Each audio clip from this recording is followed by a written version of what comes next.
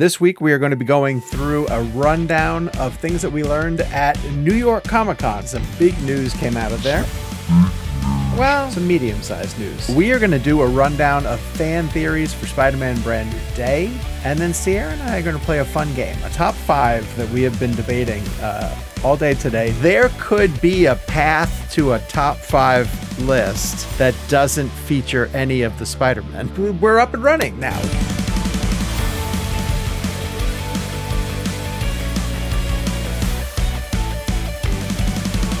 I am Sean O'Connell, the Deputy Editor of Comics and Superheroes at the website CBR, and I want to thank you guys for coming back to the podcast, which as we said, is going to be a weekly podcast dropping on hopefully Saturdays, fingers crossed. Of course, let me introduce the co-host and producer of Hero's Journey, Sierra Nutkovich. How are you, Sierra? Good to see you. Good to see you. Hey, Sean, how's it going? It's going well. So we're up and running now. We are a podcast, and we're, going through, like I said, all things that are related to comics and superheroes.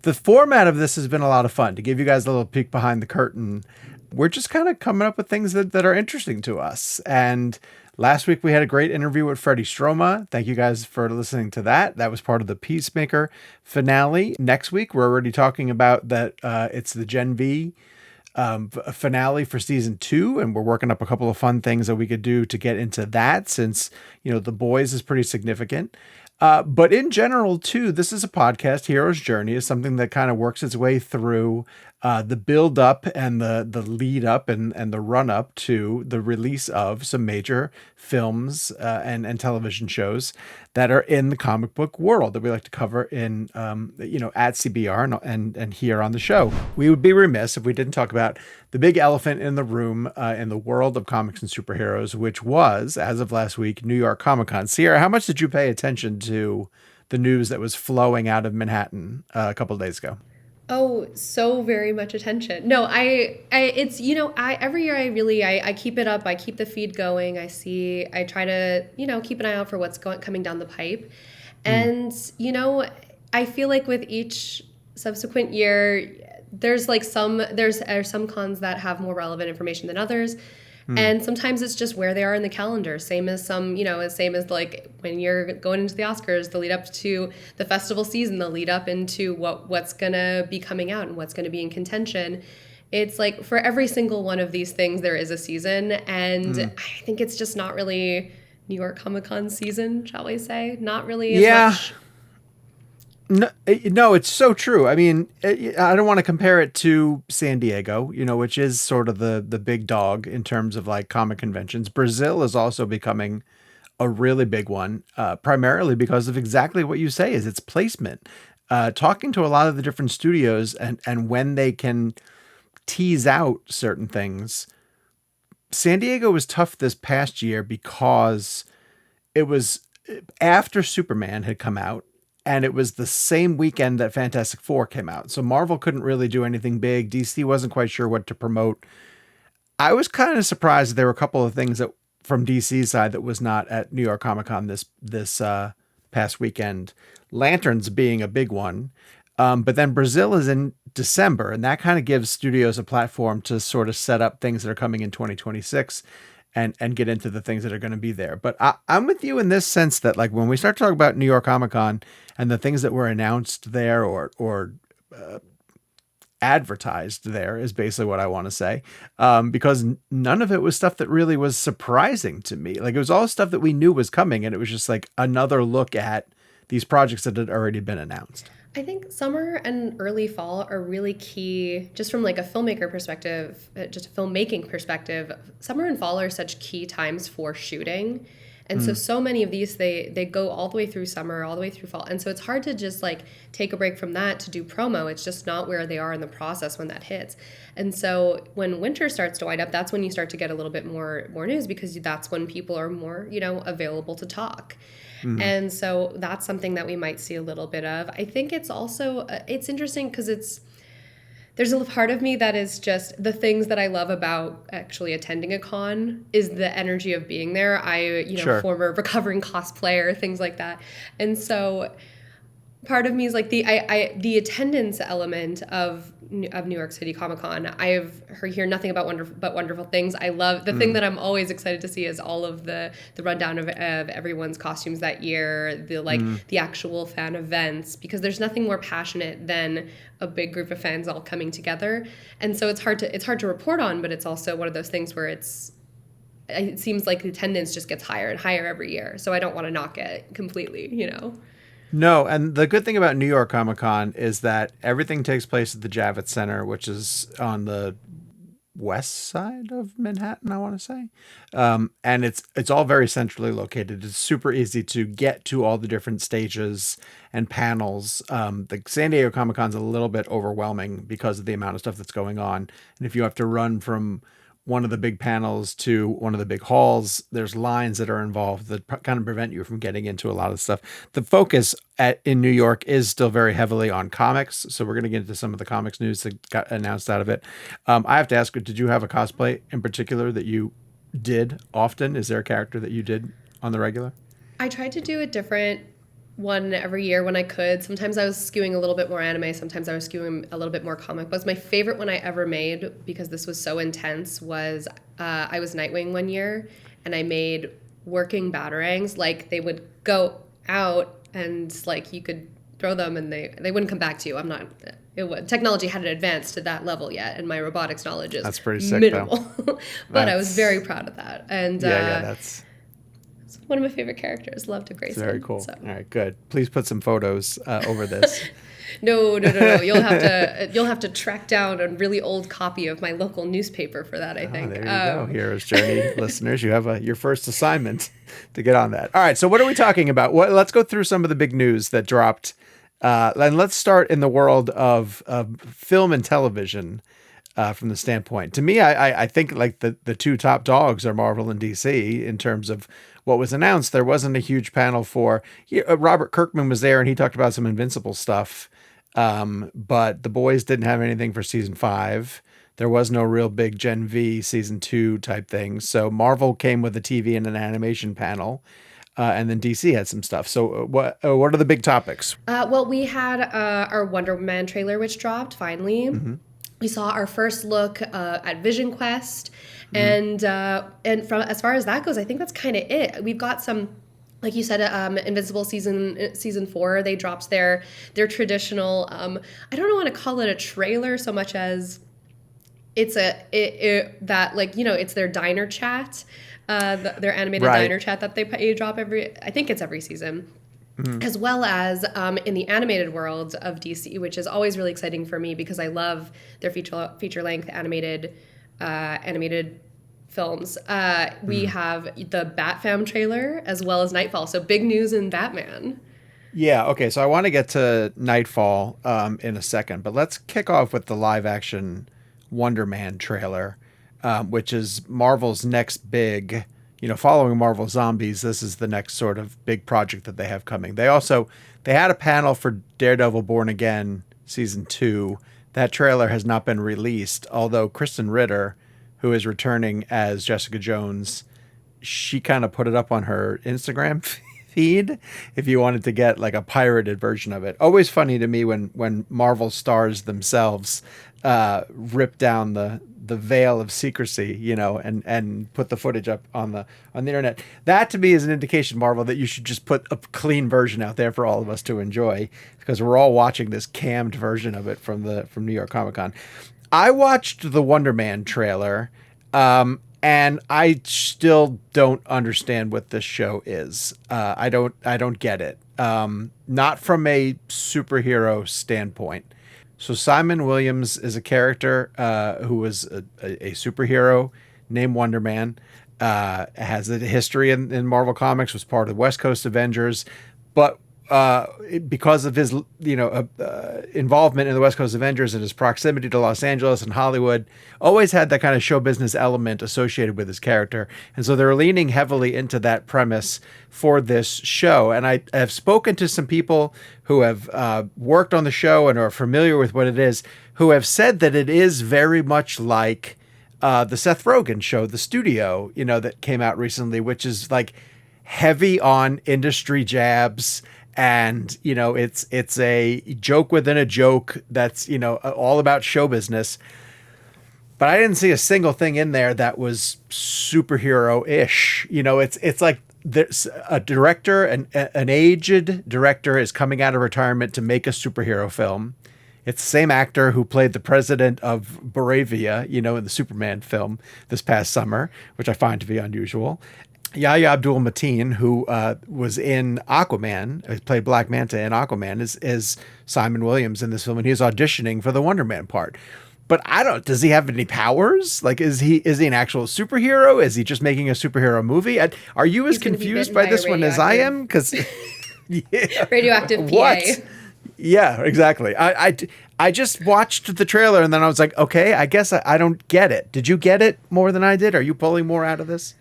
I think that there's the part of me that is my pitch for Marvel longevity has long been that they need to diversify out of just straightforward superhero movies, because then you're going to burn out. It's the thing we talked about, like the third act laser light show. Sure. If it's just that, you're gonna get, and hey, I love a third act laser light show, but you're gonna get an audience burned out, and it's gonna be just your hardcore or base left. And so what I think that they should do, and what I'm glad to see that they do more of, is do a sort of like crossover genre, because superhero it can be more than just a genre. It can be anything. It could just be like a kind of character. It can be a trope more than anything. Captain America Winter Soldier, that was like the first thing that, and I remember there was so much talk around this. It's a spy thriller more than a superhero movie. They had that Werewolf by Night, yeah. Yeah, Werewolf by Night, exactly. And so where you're leaning more into horror. And so I like that we're doing, let's do the Hollywood comedy story. And I like that they're finding a way to bring in the Mandarin of all characters back. Yeah. Wasn't that guy a terrorist? Yes. Person who was in the trailer? Yes, he was. Let's dig into that. Sure, why not? It's weird that they never addressed that ever again. Yeah, well, that's one of my big concerns with these one-off shows when they do them, because like a She-Hulk or a Moon Knight, or even Werewolf by Night that you talk about, we watch these shows and some of us watch them and we do want some continuity or, connection to the overall Marvel universe. And when you do a show like this, if it's around a character, and I'll use Oscar Isaac's Moon Knight as an example, where theoretically we don't know if we're ever going to see this person again, it's hard to invest, and it's even harder to invest when it's something like Secret Invasion, which uses Nick Fury and tries to tell this whole story about the Skrulls, invading our society, and then they just never do anything with it. And this is one of the complaints about Marvel television, in that some of the shows, like Daredevil Born Again, where we learned through New York Comic Con that it is actually going to be connected to the world of Spider-Man Brand New Day, and that, Kingpin and Daredevil and Punisher and all those things are connected. Okay, great. Then when you go do this little spin-off and it's different, it's a political thriller, but we're able to do it over 6 or 8 episodes so we can tell a longer story. Cool. But I still want some continuity. I still want it to matter in the larger story of the MCU. And maybe Wonder Man will, but I do feel that there have been a couple of characters who have been introduced in the television shows that either they've forgotten about completely, or when they try to bring, like Miss Marvel, Miss Marvel, Kamala Khan got her show and then they brought her in the Marvels, but that's not a movie that had a clear enough path and purpose, so that becomes a movie that not a lot of people even kind of remember as part of the MCU. I don't know. I want a clear, focus, and I still know Marvel is sort of pulling apart what they want to make with television, and they admit that they made too many projects, and maybe Wonder Man is something that they greenlit early, and still have to sort of bring it to conclusion. Who knows? Maybe it'll be great, and maybe we'll end up loving it. I just, having seen that trailer, I wasn't necessarily blown away. So I think it's hard because you want to have you want to have that continuity between films, but it's hard when you have so many projects going on that are required viewing for the overall thing. And so I try to think of it in terms of when you've got your pull list, when you read your week to week comics, and you also have those crossover events. It's like I can't always read every single crossover tie-in book. Sure.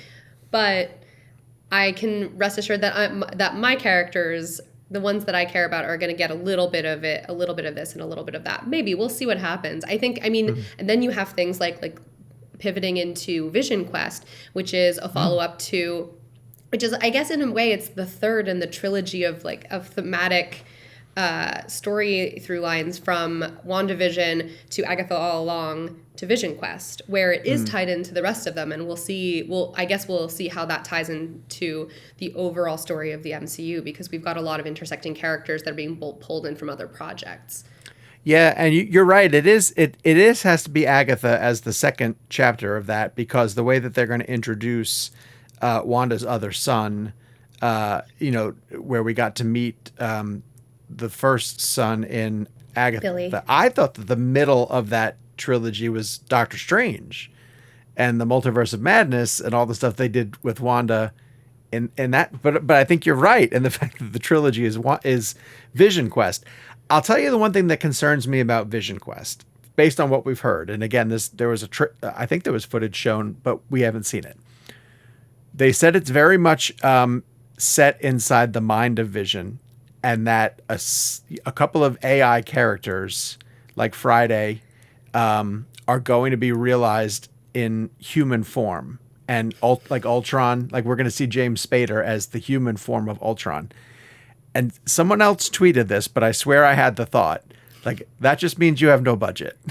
Like we have to rely on the actors because we're low budget, and we're going to, there is no human form of Ultron. Like, I'm not trying to be nitpicky, but like, if you're going to do a Vision show, I want to see synthesized androids. I want to see tech. And I'm afraid that we're going to get, and maybe this will be for the better, but 4 people on a stage akin to a play that's taking place in Vision's brain.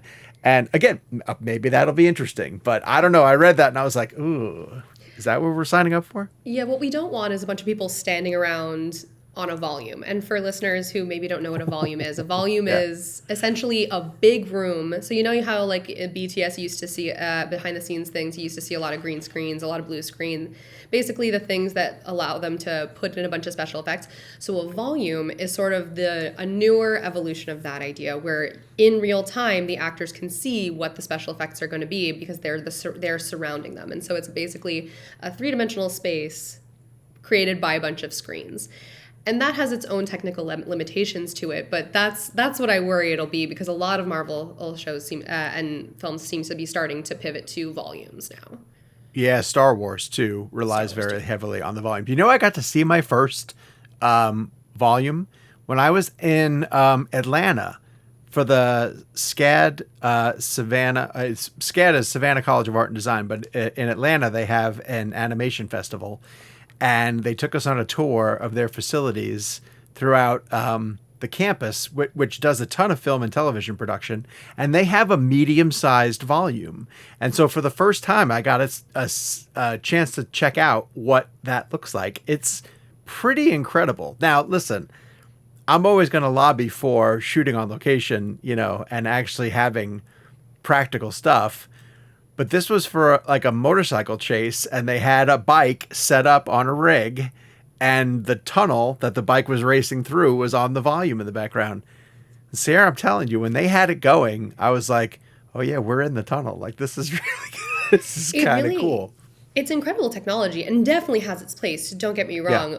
Yeah. But like, I don't want on a bunch of people to, like what you're saying, they're like, we're in a play, but we're standing around in a big white room of the volume. You know what I'm saying? Like, that's what I worry. But the part of me that loves James Darcy and is so excited to see him back as Jarvis, as like the real man Jarvis for some reason from Agent Carter, a show that seemingly me and only a few other people loved, because none of you watched it. Why didn't you watch it? It was so good. Yeah, and I'm never going to complain about more Spader, obviously. Like, Spader's amazing, and he'll be fantastic as Ultron. And if it is, Spader and Paul Bettany going toe-to-toe for 30 minutes for a couple episodes, cool. I'm in. That's great. But that is not what I anticipated from the show Vision Quest. And so we will wait and see what that ends up being. That is fall of 2026.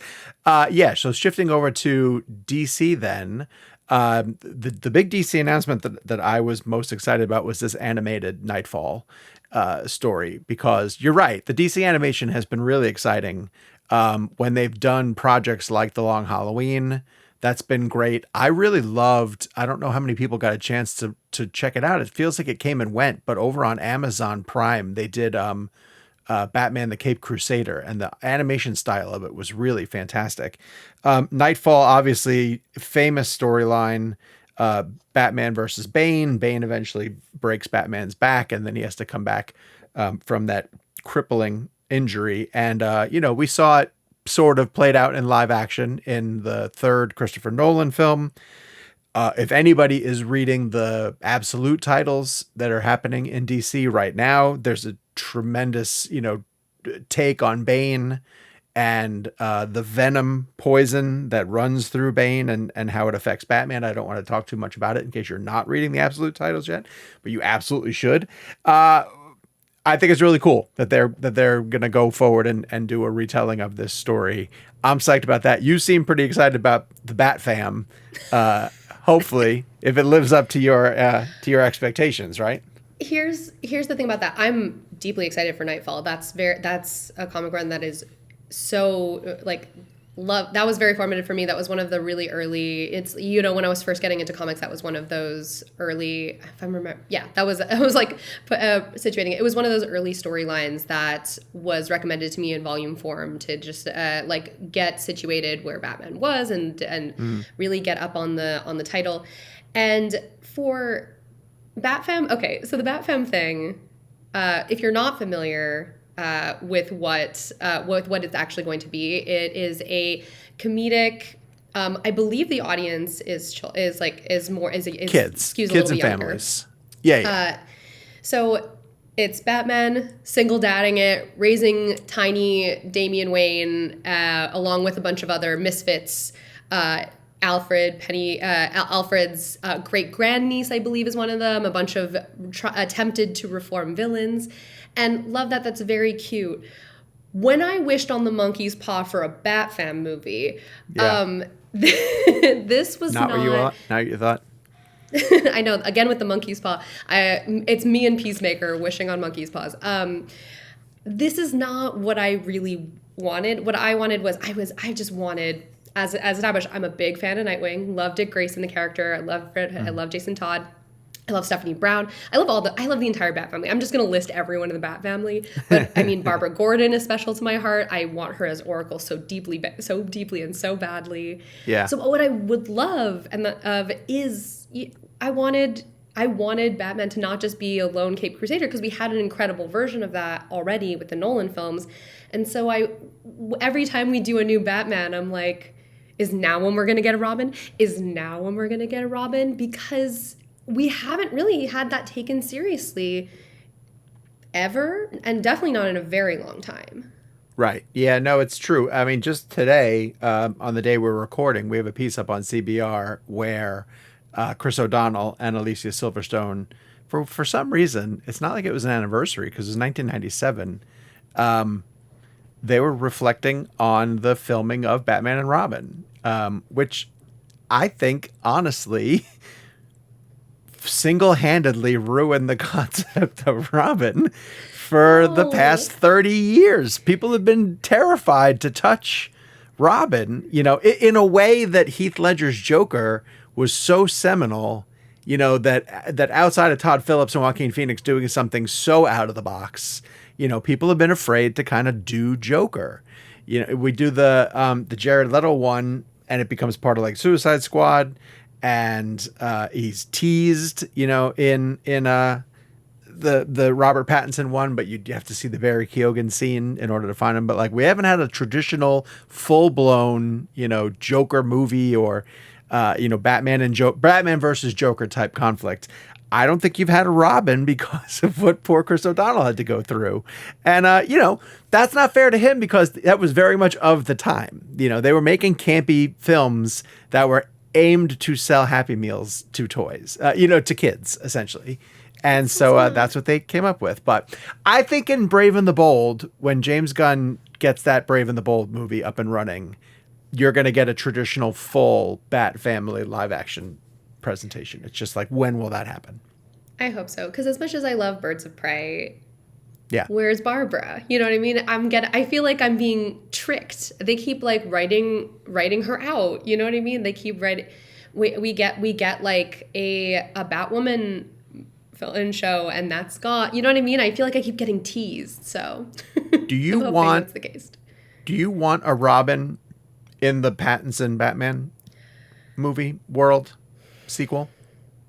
It's hard for me to picture his take on Batman with a Robin, but I'm not against it. You know what I'm saying? I feel like it also, there's a part of me that's like, he's too young, but also that might be still thinking of him in his like teen heartthrob era, even though that's long past and long gone, and he's doing his indie stuff. He's working with Claire Denis and all that. And so, how old is Pattinson? I don't even know how old Robert Pattinson is, to be honest. He's a grown man. It's yeah, he's not a vampire anymore. No, that's what I'm saying. But I think it's films like Mickey 17 that also put me in that mindset of thinking of him as not quite ready to be the dad that stepped up. You know, he's 39. He's gonna be 40. Sure, but like if I'm gonna get Nightwing, I'm gonna need a. You know? Yeah, I know. These things have to happen quicker. I totally understand where you're coming from. Let's pick it up, guys. Come on. All right. So, those are the big announcements coming out of New York Comic Con. And it's a lot of stuff for 2026. We don't have a ton left on the docket for the rest of this year. So a lot of stuff we're going to be talking about on Hero's Journey. We'll be looking forward to the things that are dropping in 2026 on the DC side. They obviously have Supergirl, Lanterns, which I think is coming in the early first quarter of 2026. And I'm a little surprised we don't have a trailer for that yet. I'm sure that's going to be coming relatively soon. On the Marvel side, they have Spider-Man Brand New Day, and then Doomsday, which is filming. And then this whole slate of television, which we didn't even talk about the animated stuff, and we can get into that in future episodes. But like, we know we're getting seasons of both X-Men 97 and Your Friendly Neighborhood Spider-Man. And it sounds like the plan for both of those shows is to have new seasons every year. So they're just going to be continuous, telling stories, which I think is great. I love both of those properties. They're very different, and detached from the MCU timeline, which is great. They can do their own multiverse type thing. And X-Men 97 is building that universe, but there's going to be a live action X-Men universe to get going, theoretically, after Secret Wars is done. So a lot to talk about.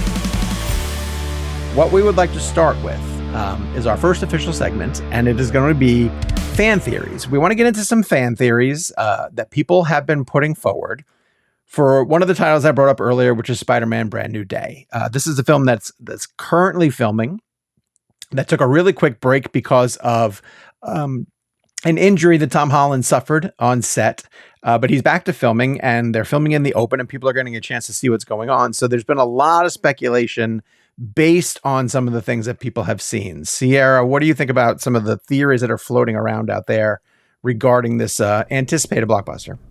Well, I'm very old school, which means that I love to take out my tinfoil hat, put it right on, and just look for the weirdest, wildest stuff that could possibly happen. I want body swapping. I want deals with Mephisto. I want it all. If we're doing Brand New Day, let's do Brand New Day, Yeah, right. Exactly. All right. So then I would love to know, you want like Mayday Parker, Sadie Sink to be playing Mayday Parker. Yes, this was something that we had discussed before. That was like my off-white. Everyone's like, it's Gwen Stacy. It must be Gwen Stacy. We're like, we can't have. Well, obviously, we're gonna cast. If you're gonna cast Redhead, hey, the original one is taken. So I feel like there's two different people that I think Sadie Sink could be, if we want to get into those fan theories. But fans' theories. Yeah, we're gonna go that route for sure. We're gonna have to get into her casting. But I mean, you're right to the point that like, you've introduced the multiverse. Take full advantage of it. Let's pull in some characters who we haven't seen on screen before. There's been some indication of Mayday, at least in the animated, Spider-Verse films. So you're laying the groundwork. And one of the things that we're going to talk about here in the show, too, is that, like, we can get really nerdy about this stuff, right? Like, we can really burrow into the details and talk about, like, oh, well, in the comics this and in the comics that. And the conversation was brought up just recently is that, like, casual fan doesn't necessarily care. Casual fan is more than happy to just accept it. I think James Gunn was one who was saying this, where they're like, he was asked if there can be two Batman movies going on at the same time. Like, can there be a Robert Pattinson Batman and can there be a DCU Batman, or are people going to get confused? And James Gunn's like, I don't think people get confused that easily. Like, I think they can kind of figure out what's going on. So we'll see how that all plays out. I mean, it's kind of like the human brain is kind of the ultimate retcon machine, I feel like. If the movie just tells me this is how it is, I'll probably just think, I forgot what it was supposed to be. You know what I mean? It's kind of like with Peacemaker. I think I had to be, I forgot for a moment because the seasons were so separated. I forgot that it was even retconning. I was like, yeah, this is just how it is. I think we just accept things for the most part. 100%. And there's also some really strange retconning that's having to go on here, and I'm sure we'll get into this as this Hero's Journey show progresses, is that Marvel had to make a lot of changes behind the scenes with regards to Spider-Man Brand New Day. So just to sort of clarify, Spider-Man Brand New Day is a Marvel movie, but it's also a Sony movie. They kind of had to figure out, where it was going to fall on the calendar of the MCU. And there was a time, when the Avengers movie was going to be the Kang Dynasty. And we didn't really know what Spider-Man 4 was going to be. And then the Kang Dynasty theory, or concept went out the window with Jonathan Majors and his legal issues. Marvel pivoted hard to Robert Downey Jr. now stepping in as Dr. Doom. And the Russo brothers are working on that project, and Secret Wars behind it, which then I think changed and dictated a bit of the type of movie that Spider-Man Brand New Day was going to become. There's a lot of conversation before we really knew the quote unquote plot, because we don't really even know the full plot of what Brand New Day is going to be, of like, is this going to be a multiversal, supernatural adventure where the other Spider-Men can be involved and we get Tobey Maguire and Andrew Garfield back? Or is this going to be a street level, gang war type story? And now everything that we're hearing with the inclusion of Scorpion and Tombstone getting cast in live action and bringing the Punisher in, is that this is going to be very, very street level. But with all that in mind, we did have an article on CBR where one of our writers, Jordan, went through the 10 most likely fan theories for Spider-Man Brand New Day. And what I want to do for this one is kind of just run through them. If they're not going to happen, I'm going to quickly just tell you why I don't think that's going to happen. And feel free, Sierra, to weigh in and just be like, wait a second, you're probably wrong. That's going to, because I know you're you're swinging for the fences with some of these. And you want to be blown out of your seat by some of these. I think here's where I'm at, and I think that a lot of Marvel fans might be this way also. I think we're tired of that third act laser battle. It doesn't really play into the emotional aspects of first and second act kind of thing. I think what we're looking for is something new and different, something that is so specific to the character we're seeing. And so that's why I'm excited about this street level stuff, because it's I think that's what we need. I think we need to get a little back to basics with it. Well, you're right, especially with a character like Spider-Man, who is just rooted in New York City. And when you see what they're doing with Daredevil and the Born Again series, and pitting him up against another great Spider-Man villain in Kingpin, and how great D'Onofrio is and his portrayal of it. Now, again, because of stupid legal reasons, there are certain Spider-Man characters that belong to Sony and can't be used in film, but they can be used in television. And this is not going to be a legal podcast by any way, shape, or form. Because I'm not qualified. I can also hear people just turning off, whatever this podcast was. But the third act of Spider-Man No Way Home is this example of what you're talking about. And yes, it was amazing to see the other Spider-Men, interacting with MCU Peter Parker. But it was Doctor Strange, holding the multiverse together and Peter having to make a major sacrifice. So it was the sort of bells and whistles of all this big stuff happening. I loved it, but I do understand, I'm okay if they go smaller. I'm okay if we get a little more human drama. But at the same time, because of where the movie is positioned, it's coming out in July of 2026. It's theoretically setting up what's going to happen in Avengers Doomsday. I think it's going to be hard for it to avoid doing something to at least move that story along. So to that end, so when Jordan started his article at number 10, he put Dr. Doom, an appearance by Dr. Doom in the movie. Here's where I'm going to surprise myself, because I was initially going to be like, that's never going to happen, right? There's no way. We saw Doom in the mid-credits scene for the Fantastic Four, which to me suggests that Doom is part of the Earth 828 that the Fantastic Four are on. How on earth would he be on Earth 616 where Peter is?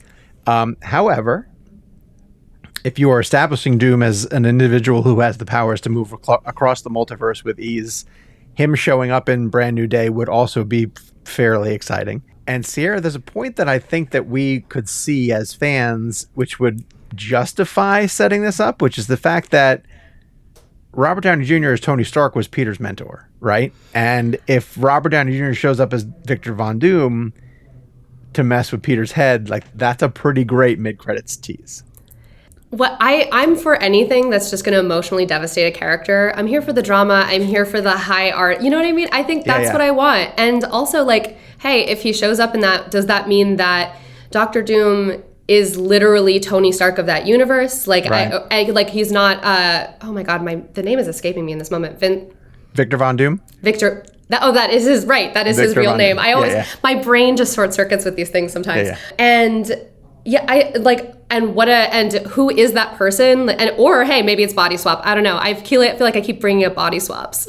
Body swaps could happen. I mean, they are going to have to address the fact that Robert Downey Jr. looks like Tony Stark. And they're going to have to do it for a number of different characters. Tom Holland's Peter Parker being absolutely one of them.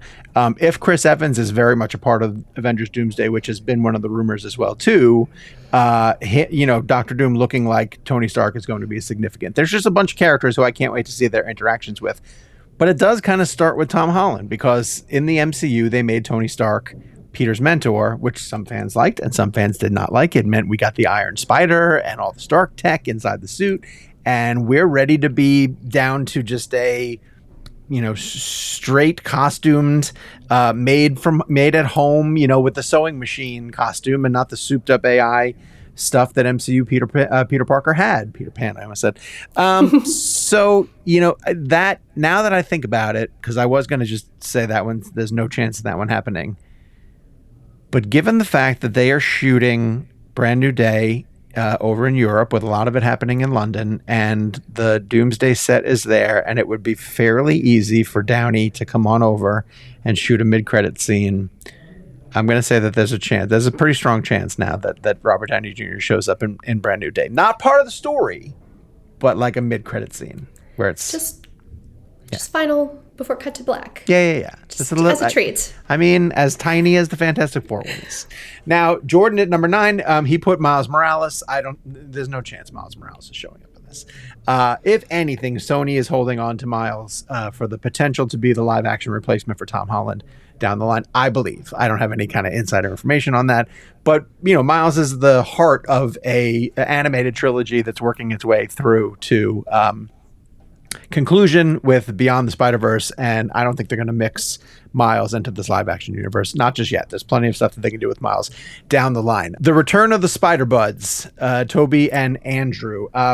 No, I don't. I don't think it's going to happen, and I don't want it to happen.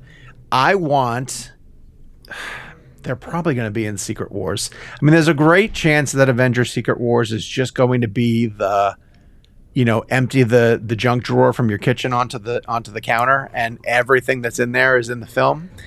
Narratively, will it make sense? God, I hope so. Man, I really do want it to make sense. And that's where I think they'll show up, if anything. But putting them into this movie after you just used them to great effect in No Way Home doesn't make sense to me. Let this be Tom's movie. Let Tom have his own solo adventure, please. It's not necessary to bring them in just yet. So I'm going to move off that one and say, no, it's not going to happen. Now, Jordan then sent Vincent D'Onofrio as Kingpin. That just can't happen. Like, legally cannot happen. Sony owns the Kingpin character, and he can only be used for television, which is why you're seeing him in Born Again, and why you'll get indications of him in the animated Your Friendly Neighborhood Spider-Man. But for now, until a deal is fixed, and then it reverts what I just said, he cannot show up in any of the films. Ned turning into the Hobgoblin. Am I missing something? This one seems so, why would... It happens in the comics. The true identity of a character called the Hobgoblin in the comics is Ned Leeds. So but Ned Leeds is a reporter at the Daily Bugle where Peter worked, and he married Betty Brant, and was not really like a rival for Peter. But when he took over the Green Goblin persona and turned himself into the Hobgoblin, it was a big shock in the comics, and they built heavily up into the who is the identity of the Hobgoblin kind of thing. But you don't cast Jacob Batalon. Jacob Batalon, with all due respect to him, as an actor, is just not who you put in the Hobgoblin suit. Like, he would have no reason to turn against Peter right now. Like, you'd have to come up with some really significant turn to make this character work. And I'd rather they just give MCU Peter, a more traditional Norman Osborn turning into the Green Goblin arc, since they kind of rushed that into No Way Home. I don't think Ned's going to turn into the Hobgoblin. I think that's why they kind of joked about it in No Way Home when they're in the school, in the lab, and they're working on the different things that will cure the villains. And he kind of says, yeah, I had a best friend. He turned into my worst enemy kind of thing. I think that's as far as we're going to get with Ned in the Hobgoblin suit. So this, at number 5, Jordan mentioned the symbiote suit. So here's where Sony and Marvel kind of painted themselves into a unique corner, right? And this is fascinating to me because we got 3 Venom movies that used the symbiote, and we never once had Venom cross paths with Spider-Man, which, for as long as I live, I'll never understand that. I don't get why that wasn't part of the plan. Sony owns all the characters. There's been rumors that Kevin Feige, Marvel's president, didn't want to let Sony use the symbiote in case they ever wanted to bring him over into the MCU. There were a handful of mid-credit scenes shared between the MCU Spider-Man films and the Venom films that moved Eddie Brock, Tom Hardy's character, back and forth between the universes so that he could leave some symbiote goo behind. There's an incredibly bizarre mid-credit scene in Morbius where Michael Keaton's Vulture character transitions over into Morbius's world for some reason. And it's just, it's all these things. Sierra, you and I could do an entire episode of just like, why did they do these, plot thread decisions in the mid-credit scenes? And we won't have the answers to them. But there is a drop of symbiote stuff left in the MCU, so the possibility of them doing something with it at least is there. 100%. I also think it's like these are sort of threads that they dropped. It's where they're like testing things out, these like plot lines that never were. And I wonder, that's its own alternate reality, the world where the MCU went any one of those ways. And that's something we're absolutely worth talking about. Without a question. And it's funny too, because you'll see some of those things play out in like Marvel Zombies takes some really interesting ideas that the MCU had and is playing them out in animation, especially stuff with like Wanda Maximoff and the Scarlet Witch. And they're free to do it because it's its own little, what if universe or an else world, to use a DC phrase. But you can also point to the fact that there is like I said, symbiote material in the MCU that they can pick up with and explore if they want to. I personally, this is where it gets into the challenge of how many of these Spider-Man movies can they make with Tom Holland before he just either ages out, gets tired of doing it, doesn't want to. But I would like to see them do the symbiote story fully and properly after Secret Wars. Like, I would like Secret Wars to be this massive battle, and then as part of the next phase of stuff, while Marvel is doing the X-Men and the mutant saga, then over in their Spider-Man films, you can do him wrestling with the symbiote suit and the changes that it brings to him. I think it'd be really too soon to try to fit it into Brand New Day. The last 4 ones that we're going to be bringing up are all ones that I think fit in this movie. They are fan theories that make the most sense for Spider-Man Brand New Day, starting with the gang war. Spider-Man's a street level hero. Like in the MCU, he has been elevated to European traveler, cosmic warrior as he's gone up to Thanos' planet, worn the Iron Spider suit. But like, he's supposed to be a New York guy. He's supposed to be a street level hero who fights alongside people like Daredevil and the Punisher, and and brings street level justice to smaller characters. Everything seems to be laying itself out for them doing an adaptation of a very popular storyline called Gang War, where the kingpin of crime, I believe in Gang War, he gets sent to prison. I forget the impetus of it, but there is a battle for turf, essentially, in New York City, with all these different gangs stepping up, and they're led by people like Hammerhead, and Tombstone, who we now know has officially confirmed to be cast for Spider-Man Brand New Day. And as these criminals fight for control of the city, heroes like Daredevil and the Punisher step in to either stop it or bring their own form of justice, and Spider-Man gets caught up in this. I think this is going to be like, that's what's happening in this movie as far as I'm concerned. I think they're calling it Brand New Day because it's a title that Spider-Man fans will understand. And yes, there is this whole reboot aspect of his identity, and that he, at the end of No Way Home, everybody forgot who he is. So he gets a fresh start, hence a brand new day. But I don't think, as much as you want it to happen, that the Mephisto deal where, Aunt May lives and I'm not married to Mary Jane anymore. It's that. We've just done it, But like a tweak. It's just like a tweak, I don't know that I want it to happen so much as I want something big and wild to happen. Yeah. Mm-hmm. We can talk about my opinions on the actual, because I read the original Brand New Day run as it was coming out as a wee little thing, and that the community reactions to that were really interesting, and we'll talk about it, I'm sure, down the line. Yeah. If we're talking like real things that I actually think, I think that's something really interesting that could happen. And I'm absolutely biased because I've been playing the Spider-Man game for PlayStation 4. Yeah. Played it originally years ago. It's mine and my brother's thing. And we've been playing the DLC that is essentially a gang war. Yeah, right. Yeah, those chapters are fantastic.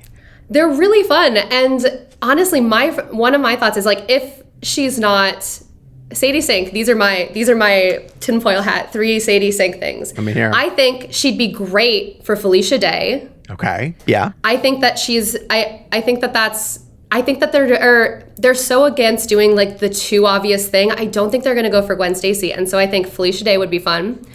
I think that she could be aged up Mayday Parker from the future. Okay. Yeah. That's my second, okay. And oh God, what was my third one? I like where you're going so far. And my no, actually, that was my two. That was my two. I can't. Yeah, that's what I'm going with. I like either of those. There's this really strange history of Spider-Man casting when it comes to his love interests, in that, they cast a traditional blonde in Kirsten Dunst, and she plays the redhead Mary Jane. And then Andrew Garfield, they're doing it over, and they cast a traditional redhead, to play the blonde Gwen Stacy. So the joke being, they cast a redhead and Sadie Sink, she's going to play blonde Gwen Stacy, sort of thing, because you have to reverse course. I'm with you in the fact that, and listen, I love Gwen Stacy. I think that Peter needs a Gwen Stacy level heartbreak, and I think the MCU forced it on him, with the whole Zendaya is MJ but not really MJ, but she still did the fall in No Way Home, and it gave Andrew the chance to so I'm with you in the fact that you can't wade back into those waters, they've been done, so it has to be something completely out of left field, I think. And also you already have such a definitive portrayal so recently with Emma, and I think that's why they had to start. They went back to starting with MJ. It's how you had such a definitive MJ with Kristen Dunst. Yeah. And so you had to go Gwen Stacy to differentiate. Yeah. And of course, Spider-Man is always Spider-Man, but I do feel they are very differentiated eras. But with a love interest, you always, I think, because they are not such a central character in the story as often, you need to do as much as you can to differentiate them so that they don't just fall into the background and not become this central figure in their lives. And one of the things I think that's important to bring up is that Marvel, although they haven't said a lot about Brand New Day, what they have been saying is that Tom Holland's version of the character has almost given up being Peter Parker, and is just living as Spider-Man, which we've seen the character do a lot of times in the comics before, where he just completely falls into his a tunnel vision of superhero-dom, essentially, and sacrifices his personal life as a result of it. And so if you try to make Sadie Sink the quote-unquote love interest, is she even going to get the time to develop as a character? Why not put her in, I've heard some people say things like Black Cat or Silver Sable and, other stronger powered characters where her arc could make sense as part of the gang war. So yeah, I mean, as much as initially I was like, oh, they finally got a redhead, make her Mary Jane Watson, the traditional Mary Jane Watson, not Michelle Jones Watson. I don't use Watson, you know, all this verbal gymnastics that they did to turn Zendaya into MJ. Make her Mary Jane Watson and let's just go forward with the arc. But I'm kind of on your side now of like, okay, that ground's been tread so often. Let's do something completely different with her. So, and I think he could use a little fun. You know what I mean? Like Felicia, like the Black Cat, I think is like she's a great street level like anti-hero. Mm-hmm. They don't really have such a competitor. They're like, I feel like their Catwoman is DC's Catwoman, which it like isn't really doing the same competition. It's just a different version of the character. We're not seeing that same playfulness that we get from her. And so I think that they have the opportunity to do something really fun and really interesting. And I think Sadie is such a good actor for that. She is great at that teasing thing. She is great at banter. She's very funny. And she's also a very physical actor. So put her in some ballet classes. We already know she does musical theater. I believe that she could do the acrobatics. Yeah, and especially the way that they're shooting this movie too. Like everything is live, everything's practical. It's wire work. It's Destin Daniel Cretton who did incredible fight choreography on Shang-Chi. And I think he's bringing a lot of that physicality to Spider-Man Brand New Day. So I'm dying to see what he does with that. All right, let's run through the last two really fast. Fan theories that we've been hearing out there on CBR. The big one is the return of Savage Hulk. Hulk is a strange addition to this movie. I don't get it. It's been confirmed. Mark Ruffalo's in it. I feel like if anything, we're getting to the point where this movie has the potential fear of being overstuffed. You already have a bunch of villains. You already have Sadie Sink and whoever she is going to be playing. You don't want to lose focus of Peter as a character. You have the Punisher that John Bernthal's playing. We just got a Hulk in the Red Hulk story in Captain America: Brave New World. Do we need to see the Hulk again? And how does he fit into this story? I don't necessarily get it. Like, it doesn't make sense to me. It feels like he's trying to replace Tony. You're not my real dad kind of energy. It's like, is he just Mark Ruffalo? Like, he's not even the Hulk. It's just Mark Ruffalo coming in trying to be dad. Oh, I hope not. No, that would be a mistake. Maybe because I'm watching Task on HBO Max, and I would just picture him as the FBI character that he's playing on that. But no, if you're going to do the Hulk, do the Hulk.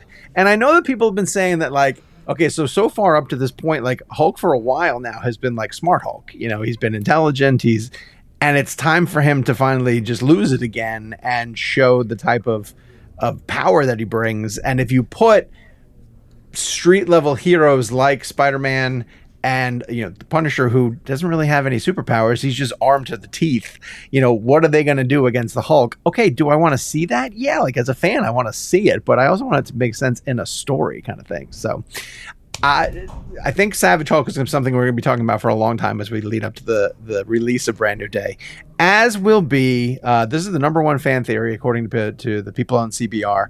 They want Charlie Cox back as Daredevil. And, you know, he did appear in Spider-Man No Way Home, but he was Matt Murdock. He was the attorney. Daredevil Born Again has been, you know, popular on Disney Plus. It's shooting a second season. It's going to be going into a third season. So you can argue that Marvel is doing a lot to sort of develop its street level environment here in New York with Charlie. And I was ready, Sierra, to shut this one down. I was gonna be like, no, we have enough going on in this movie already. We don't necessarily need to force Daredevil into it. He already has his own show. Then there was a story that came across CBR, which I found to be fairly interesting, which is Charlie canceling on a couple of fan conventions that he was due to show up at. And fans jumping on really quickly. Oh, he's probably going over to shoot a couple of scenes for Brand New Day. There was also talk that didn't make this list that Florence Pugh's character, Yelena Belova, who we just saw in the Thunderbolts, might pop up as well too. What do you think about this, Sierra? What about a montage of just like other Marvel characters who are just sort of briefly interacting with Peter while he's on like a crime fighting spree?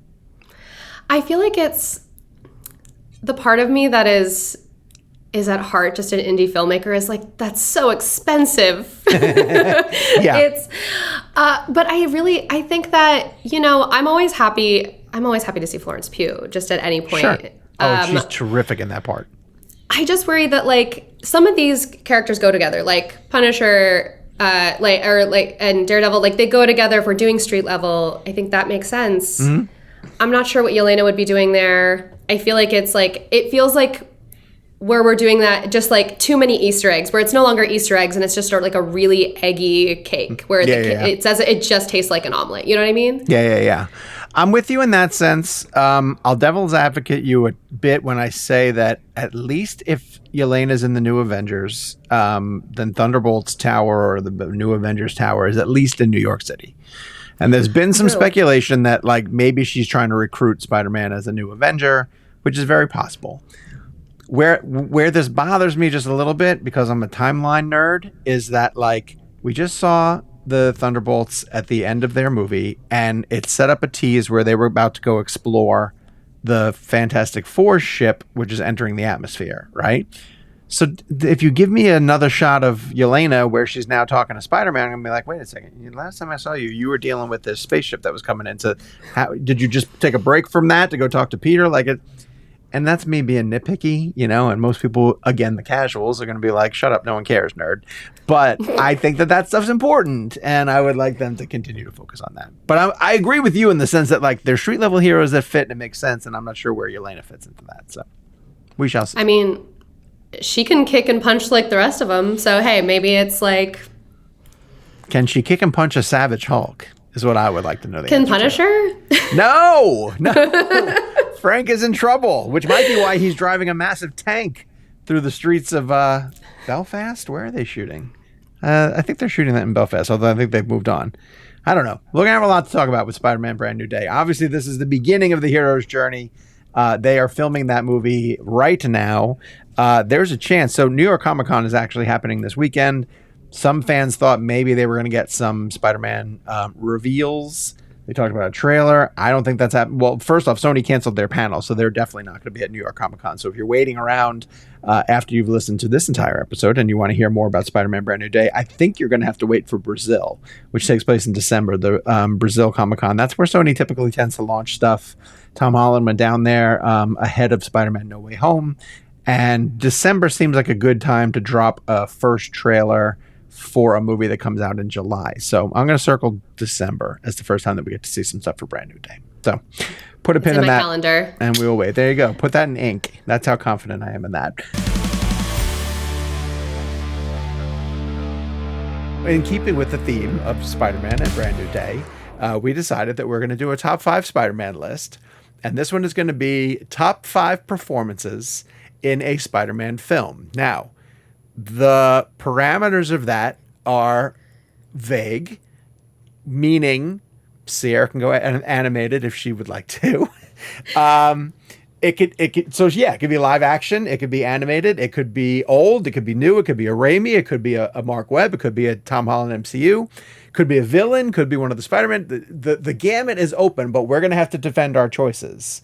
And so we're each going to go with, how about you do 5, I'll do 4, you do 3, I'll do 2, and then we'll discuss our 1, right? But you got to consider, Sierra doesn't realize I'm taking this very, very seriously. You've got to consider that when you put somebody on the list, you're potentially, bumping off someone who might not, because they might not get picked later on, right? They might not make it on someone else's list. So where do you want to start at? Where do you want to start at 5 when we're doing our top 5 Spider-Man or performances in a Spider-Man film? This is the problem with 2 very competitive people trying to get it. It's that you guys are gonna have to just decide which of us is more correct. And the thing is that it's hard for me to argue with a man who's literally written the book on Spider-Man. A book. All right, you say the book. That's fine. That's fair enough. I can say the book, the book, the preposition of it all. That might not be the grammatical term. So here's my thing, is that I sometimes like to go out there or with like the surprise picks a little bit. You don't always want to go for the obvious. It's hard for me to be like, yes, of course, Andrew Garfield as Spider-Man, Tom Holland and Tobey Maguire as Peter Parker, because yes, they are different to me. Those are obviously, the number 1. They're the lead of the movie. They're the linchpin. And so by virtue of that, they should be number 1. So I'm going to try and go a little bit with the supporting roles, the things that let us make the definitive version of that character for me. And for me, Marissa Tomei's the definitive Aunt May currently in my heart of hearts. Okay. And so, sorry, Sally Fields. I'm so sorry, Rosemary. But I just love Marissa. And so she's my number 5 in terms of my top 5 Spider-Man performances over the course of the films, the live, not the live action, the feature length films. That is interesting. Okay. That's fine. I figured we probably needed an Aunt May on here. And I would have gone Rosemary Harris, but that's okay. It's all right. We got Marissa Tomei representing the MCU. I like. To that end, you can't have an Aunt May without an Uncle Ben. So I will go at number 4 with an Uncle Ben here. This might be somewhat controversial, but in terms of pure performance, I'm going Martin Sheen. Martin Sheen's Uncle Ben from The Amazing Spider-Man, I thought had a really terrific chemistry with Andrew Garfield. Really connected with him in a couple of really beautiful scenes early on, sold the death, and then, while this might be cheating a little bit, got an opportunity to kind of close it off full circle with the voicemail that he leaves for Peter later on. And Martin Sheen, when he's narrating, has this kind of warm, fatherly, somewhat presidential tone to him that I just enjoy. So if you're going Aunt May at 5, I'm going Martin Sheen as Uncle Ben at number 4. I think I have to go with my heart, and it's Alfred Molina as Doc Ock. Ooh, that's a good one. All right. He's just in a different movie. And I mean that in a good way. Like, he takes it so seriously and just wrenches on my heartstrings. And he gets it in such a... It's so funny to see the contrast between him as Doc Ock and him as, as Alfred Molina, as just a guy. And so it really does I feel so situated in it with him. I feel the love, and I feel the care, and I feel the tragedy of the character with him. All right, so here's where my problem is now. Mm-hmm. I have 3 people who I theoretically feel need to be on this list, right? Mm-hmm. And, well, we only have 2 slots left. But there could be a path to a top 5 list that doesn't feature any of the Spider-Men. This is why I was sort of like purposely not, because they either need to be number 1 or you rank your Spider-Man separately. Right. Yeah. Well, and maybe that's a list later. Like, maybe the controversial top 5 is that, he never gave the best performance in any of his movies. Can I allow that to happen?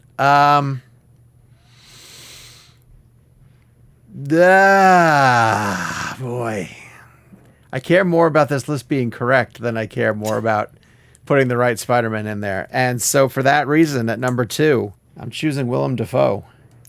Good choice. As Norman Osborn.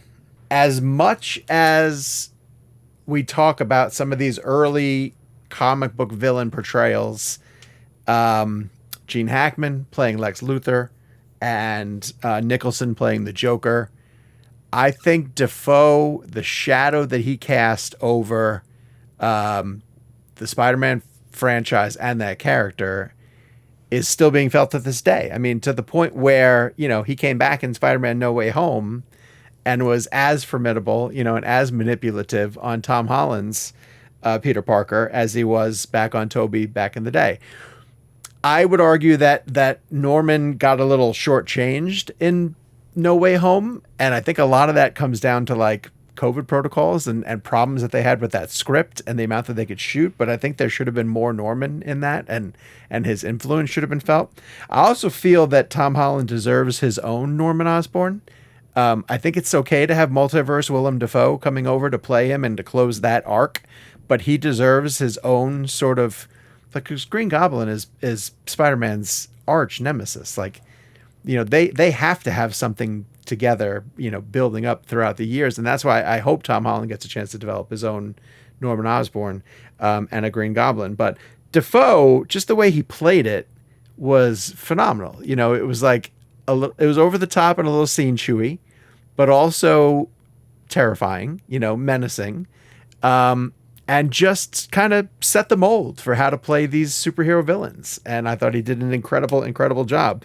And you can't have you can't have this list and not have him on it. Like you're right with Alfred Molina, and I think that Willem Dafoe has to be right there alongside of him. The two of them set the standard for what should be a memorable comic book villain moving forward. So, in keeping with my theme of it's the supporting actors that make the film, because it's too hard for me to be like, this is the best Spider-Man. That feels like a different conversation to me.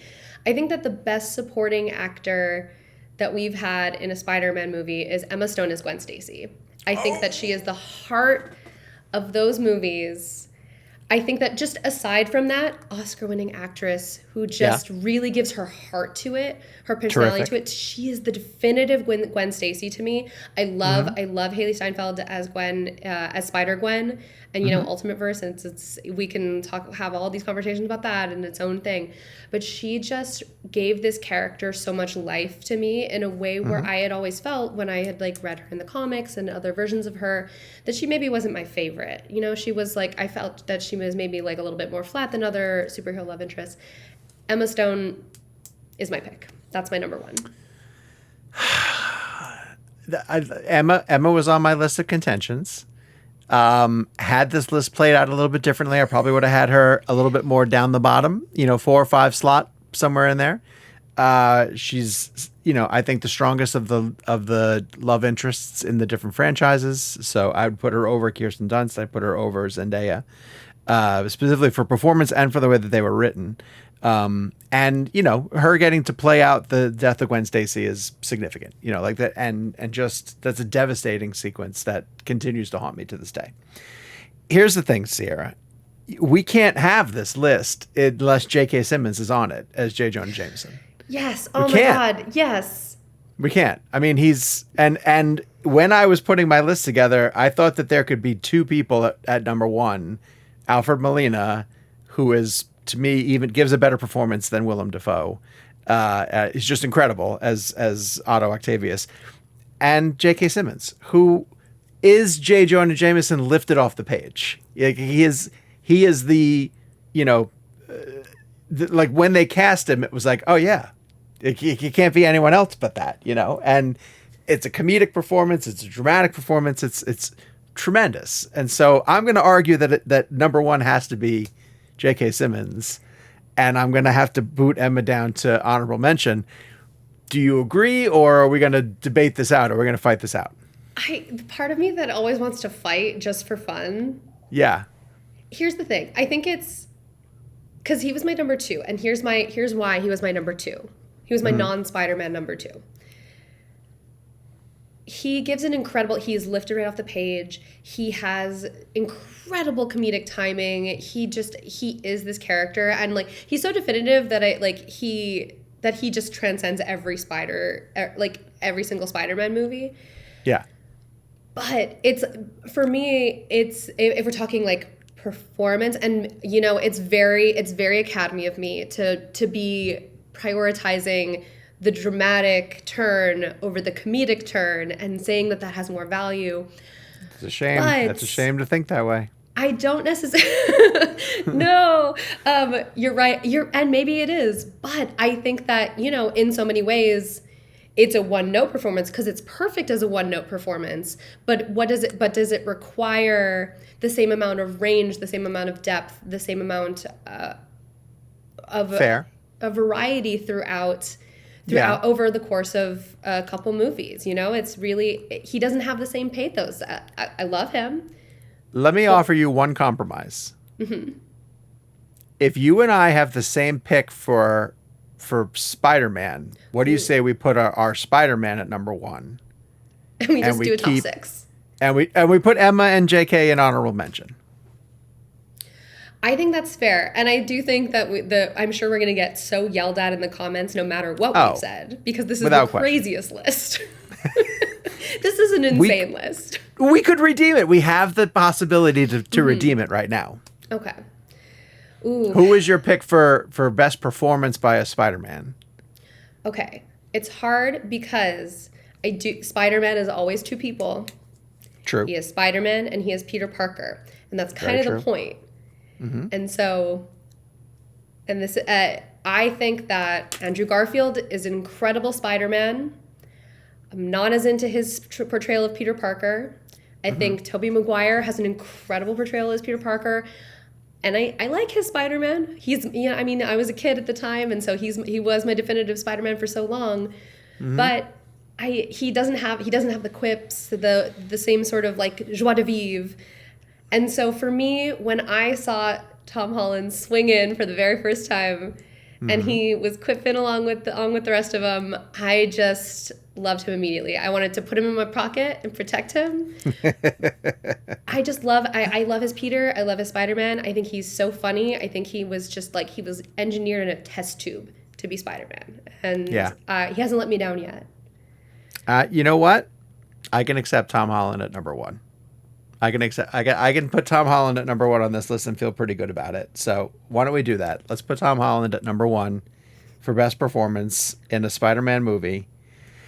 That gives us Tom Holland at number one, Willem Dafoe at number two, Alfred Molina at three, Martin Sheen at four, Marissa Tomei at five, with honorable mentions for Emma Stone, J.K. Simmons, and of course the other two Spider-Men. We'll throw Andrew and Tobey in there to round out our list.